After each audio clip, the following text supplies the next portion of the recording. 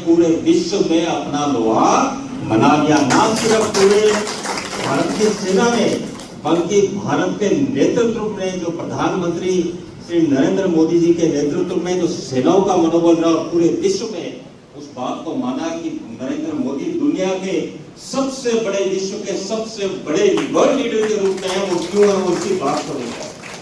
मैं 2 मिनट का समय लूंगा।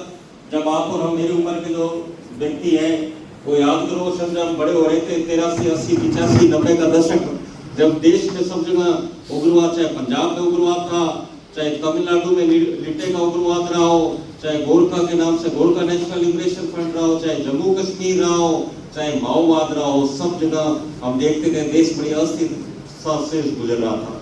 वाजपेयी जी आए तो उन्होंने इस पर काफी हद तक नियंत्रण किया। और देखिए जब अपने मोदी साहब प्रधानमंत्री बने तो उसका कितना बड़ा असर रहा कि आज पूरा देश 10 साल में शांत है। कहीं आपको बम विस्फोट, कहीं उग्रवाद की घटना नहीं मिल रही।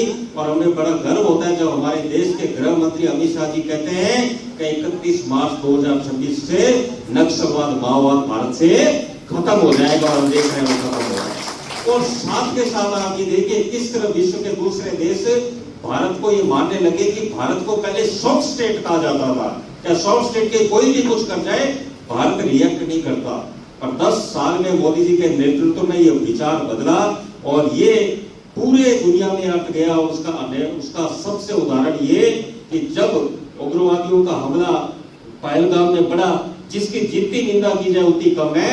भारत ने 12 दिन के अंदर पाकिस्तान के सिर्फ पहले हमले पीओके में करे थे, इस बार पीओके में नहीं, पाकिस्तान के पंजाब में धौलपुर, मुरी के सब जगह बिना सीमा रेखा को पार किए पाकिस्तान को जो पैरों पर लेकर आए, पूरी दुनिया ने उसको कहा कि भारत क्या ब्रह्मोस मिसाइल ब्रह्मपुत्र नदी और मॉस्को नदी के नाम से भारत और रूस का एक ऐसा कॉम्बिनेशन रहा।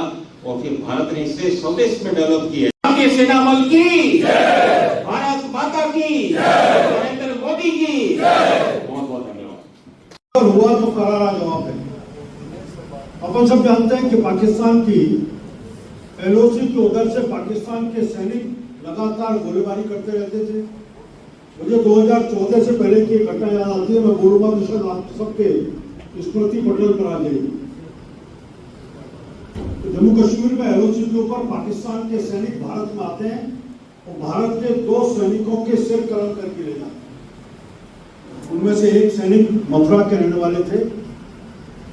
जब भारत सरकार के कुछ नुमाइंदे उनके पास जाते हैं कि मुआवजे की राशि लेकर के और उस वीरांगना से मिलते हैं तो वीरांगना का जवाब होता है कि मुझे पैसा नहीं चाहिए, उस पाकिस्तानी का सिर लेके आ जाइए जिसने मेरे व्यक्ति का सिर कर दिया।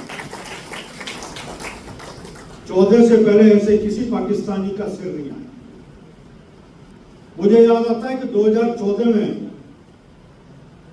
जून में अपनी सरकार 25 जून को बनी और 25 जून को बनने के बाद 15-20 दिन, महीने भर में जैसी आदत थी पाकिस्तान की, उन्होंने बॉर्डर के ऊपर गोलाबारी की। राजनाथ सिंह जी रक्षा मंत्री थे। राजनाथ सिंह जी बताते हैं कि जैसे ही गोलाबारी शुरू हुई मैं सोने की तैयारी कर रहा था, अपने शयन कक्ष में जा रहा था, टीवी पर फ्लैश देखा। देखते ही मैंने कमांडर को फोन किया कि ये गोलाबारी हुई है तो हमने क्या किया। कमांडर ने कहा कि हमने सफेद झंडा दिखाया है। तो उन्होंने कहा गोलाबारी चल रही है और आप सफेद झंडा दिखा रहे हो। कमांडर ने कहा कि हमें दिल्ली के निर्देश हैं, पाकिस्तान गोली चलाए तो आपको गोली नहीं चला